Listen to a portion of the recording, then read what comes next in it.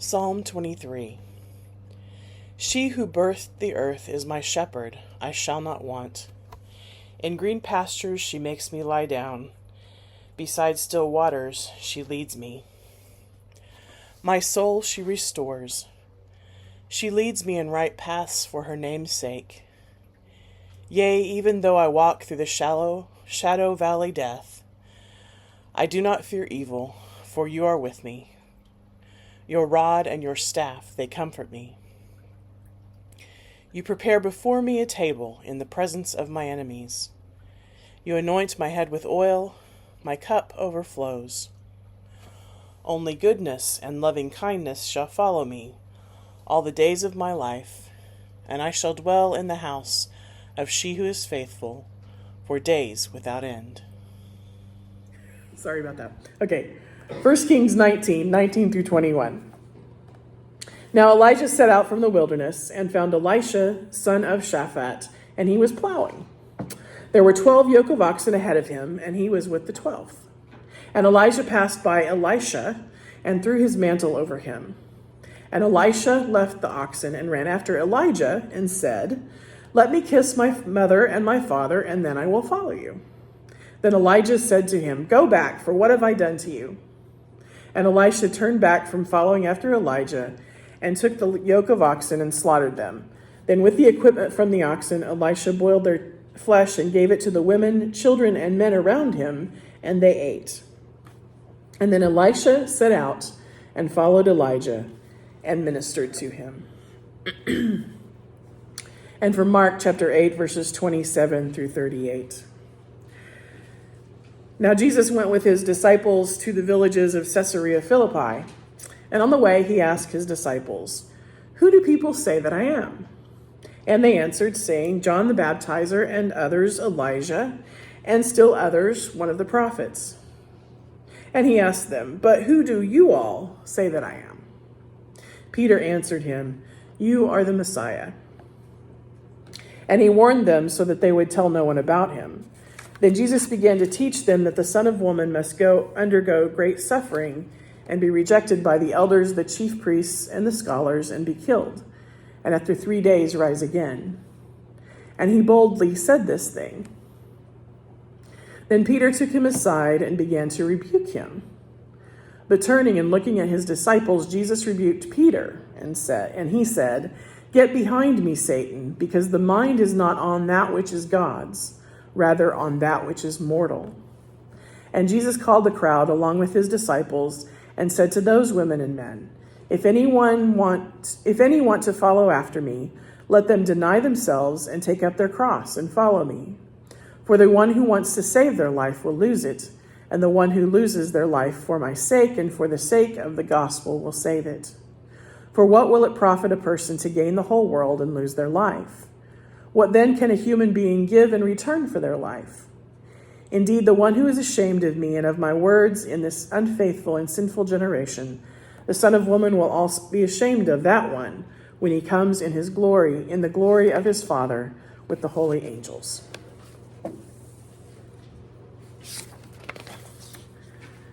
Please pray with me.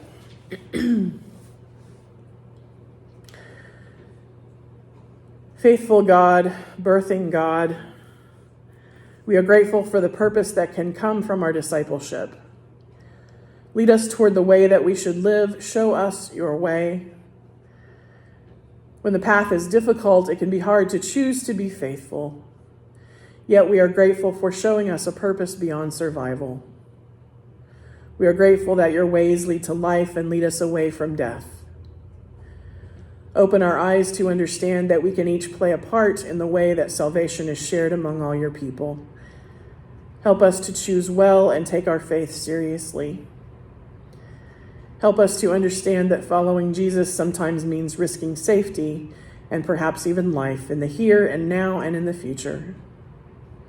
May we give all that we are, all that we can for the sake of the good news.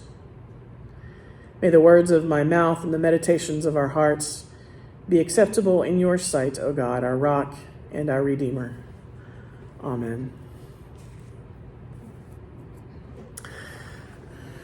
Early on in my ministry, when I first started preaching, it seems in my memory that I talked a lot about being called into ministry. I was more concerned with figuring out my purpose and encouraging others to find theirs in more specific ways. I don't probably do that quite as much now, not that it's not important. Instead, I think I talk more about how our lives resemble Jesus and the things that he chose to do, however we make a living or spend our time mostly. It seems to me that his actions reveal what was important to him, how he experienced and expressed faithful living, and how he experienced God's presence in his life. And when we look at those things, how is it that we can do similar things as we go about our days? When we call ourselves Christian, we make a proclamation in our lives about what it means to follow Jesus. That proclamation might occasionally be in words, but following Jesus to me is usually expressed in the ways that we choose to live. Speaking the words of Jesus isn't a bad thing. Our words, though, should be consistent with the way that we live. The biblical witness of Jesus' life and life experienced in early Christianity, when we read that, expresses an urgency in the ways that the story are told, particularly in Mark. It's like you go from one thing to another very quickly. They express the concerns of the people who first told those stories. They were concerned that their lives were in danger, or that the next thing was coming very quickly because of their belief. And they believed that they were the last generation to experience life as they knew it. Things were about to change. There's an urgency too in Mark 8, because the journey of Jesus in this chapter turns from doing ministry and taking the good news to different places more sharply toward Jerusalem. Jesus is headed that way right now. John the Baptizer had been arrested and killed by Herod. Jesus, the disciples, and many other Jews understood that what they were doing was dangerous, and that Herod and Rome could take their lives as well. They understood the direction they were headed. The temptation was losing sight of the ways that Jesus lived and forgetting what faithfulness meant in his life. Now, when we read the story of Elijah calling Elisha to follow him, to be his disciple or student or apprentice, prophet, whatever word we use for that, when we read that story, we're catching on to that Elijah knows that someone will need to follow him in spreading the message. The truth is that Elisha will succeed Elijah abruptly, and Elijah knows he's in a hurry. It doesn't mean that that will happen immediately, because there's lots of things that happen after Elisha begins to follow him. But when it's time, it's time. When he's taken up into the chariot and the whirlwind and he goes up into heaven, it happens without much warning. Elijah's calling itself was abrupt, and he needed Elisha to drop everything and follow him, because he knows that his calling, his criticism of Ahab, will put his life in danger. He knows that his ending could happen any time. So he wanted a successor in place so that the pressure on the king would continue beyond his own lifetime, if necessary. The pattern is similar when it comes to Jesus' call upon the disciples. And his call was on the disciples, all of them, everyone who followed him, the women, the men, everyone who was following him, and not only upon those who had become apostles at that point. This text doesn't show Jesus' concern about what the disciples will allow as distractions. Instead, the text is almost like a warning about the consequences of following Jesus. If you're going to follow me, there will be a cross. It seems like Jesus wants those who follow him to be aware that following him did come at a cost. It wouldn't be painless. Now, there are places in the Bible, in the New Testament, we're assured that Jesus' yoke is easy, he says, and his burden is light. I'd say that in most cases that might mean that our choices are less complicated than we might think. The yoke is easy when we move forward in the love that we are given to share. The yoke is easy when we work together in community as we are yoked alongside our partners. The burden is light because, again, it is shared. Yet in this text, we are warned. First of all, Peter confessed that Jesus is Messiah, and then misses the mark about what that means. He's told off for his misunderstanding. Get behind me, Satan. Jesus' messiahship was what would take him to the cross, what he taught and how he lived, and who and how many followed him. He would be rejected by those who were afraid to embrace his message because Rome was big and scary and dangerous, and he and his disciples and the apostles all knew that. I think the Gospels tell us that the apostles and the other disciples who were following Jesus sometimes had the misunderstanding that Jesus had come to fix the world they were living in. And I think that understanding continues in the early church as they awaited Jesus' return, thinking that he would fix it. The spiritual salvation they seemed to believe and experience was great. Now it's Jesus' job to continue the rescuing, the salvation, the escape from danger. Sometimes I feel like that's true about many Christians today. Some of us, me included, sometimes seem to be just waiting for Jesus to fix the rest of it that didn't get done in the first place. Yet Jesus' good news does consistently call his followers to continue his work and not worry about what happens at the end. The purpose that Jesus gives is often to take care of those around them, give them food, heal them if possible, create communities of followers who continue the work. Will you, he says, take up the cross that you face, the risk, the danger, the way that you'll be rejected or persecuted, and follow anyway? Will you love people who have been rejected or mistreated or live in unjust situations? Will you set aside your fear of the unknown and give your life to the purpose of the good news? The reason I think I don't talk so much about the call to ministry as much anymore is that I think our lives can be lived faithfully whatever we do on a daily basis, however we make a living. I do, however, think that living as a Christian means that we might make unpopular decisions sometimes, and that following Jesus might mean, maybe should mean, that our lives are a little more difficult. The cross we bear might mean that we don't go along with how people often blame the poor for their poverty. The cross we bear might include looking honestly at the ways the systems and laws of this country, as well as others, favor people who are wealthy. The cross we bear might include having to give up the illusion that the American dream of a good job and owning a home is possible for anyone who works hard. Instead, we might have to face that some of us have had advantages that make that more possible. We've just been put in the right place at the right time. Generational wealth can make that experience easier for some. Sometimes knowing the right people can make that easier for some.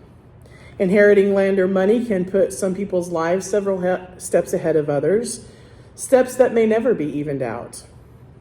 Having parents that have an education or even value an education can be an advantage.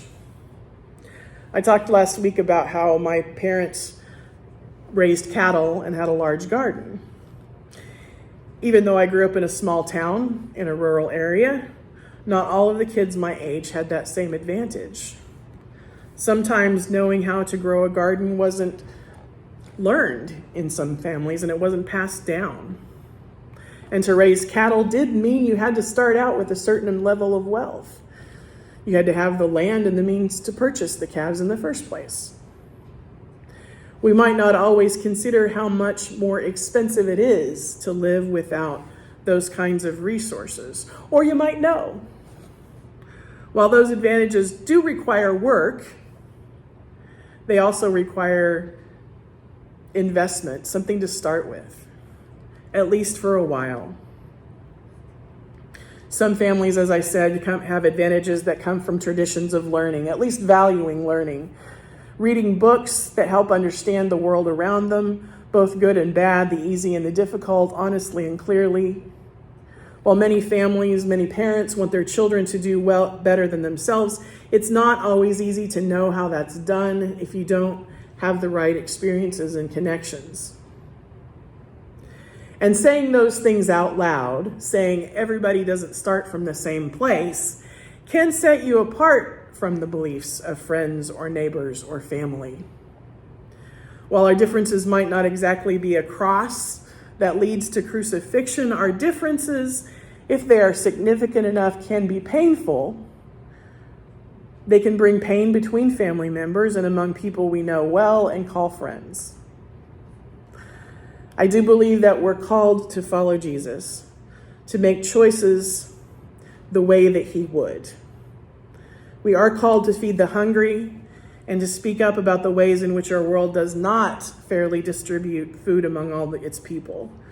We are called upon to make sure people have adequate housing so that all of us have safe places to rest and live. We can look at the laws in our state and our nation and see how those who own homes and land are at a great advantage over those who must rent homes. For a tiny example, why are mortgages tax deductible and rents aren't? It's housing. Rent is often more expensive. It's risky. It's expensive being poor. It's a source of anxiety and can lead to health problems. The choices we make each day, the way that we speak about one another, the way that we look at the problems in the world, whatever we believe, I believe should be faithful to the ways in which we follow Jesus. How do we love one another?